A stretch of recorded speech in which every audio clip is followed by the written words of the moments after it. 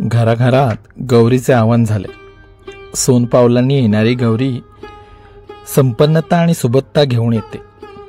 गौरीला गणपतीच्या आईच्या अर्थात पार्वती मातेचे रूप मानतात. तिला घरात माहेरवाशिनीचे स्थान दिले जाते.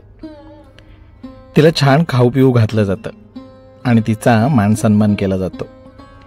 या गौरी पूजनातील एक महत्त्वाची प्रथा म्हणजे ओवसा. कोकणात रत्नागिरी आणि रायगड जिल्ह्यात काही ठिकाणी खास करून ही परंपरा आजही जपलेली आहे. नववधूसाठी पहिला ओवसा फार महत्त्वाचा असतो. ओवसा म्हणजे ओवसणे किंवा ओवाळणे. गौरीचा ओवसा करण्याची पद्धत पुरातन काळापासून सुरू आहे. गौरीला ओवासणे हे एक सुवासिनींनी करावयाचे परम मंगल श्रेष्ठ तसेच सौभाग्य आणि प्राचीन व्रत आहे असेही म्हणतात. ओवसा एक सौभाग्य व्रत आहे.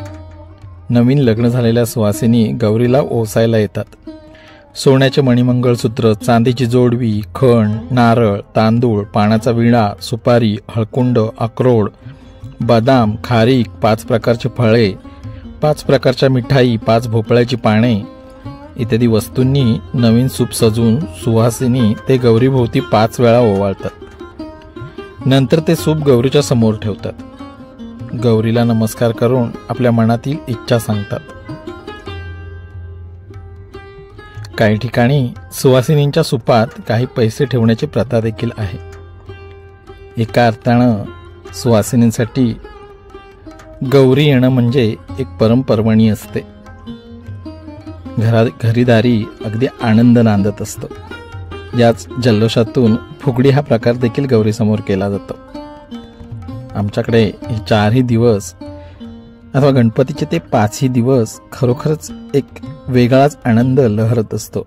घराघरात मनामनात बहरत असतो.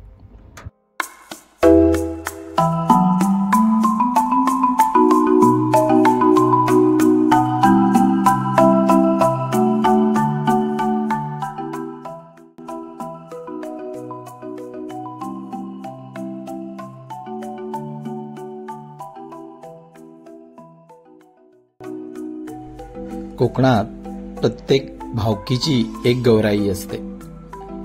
ही आमच्या सुर्वे परिवाराची गौराई आणि सुर्वे परिवारातील सुहासिनी गौराईला ओवाळणी करत आहेत. खरोखरच हा दिवस एक अत्यानंदाचा दिवस असतो. या दिवशी शहरातून आलेल्या तशाच गावामध्ये असलेल्या सगळ्या सुवासिनी एकत्र येऊन गौराईचा सण साजरा करत असतात.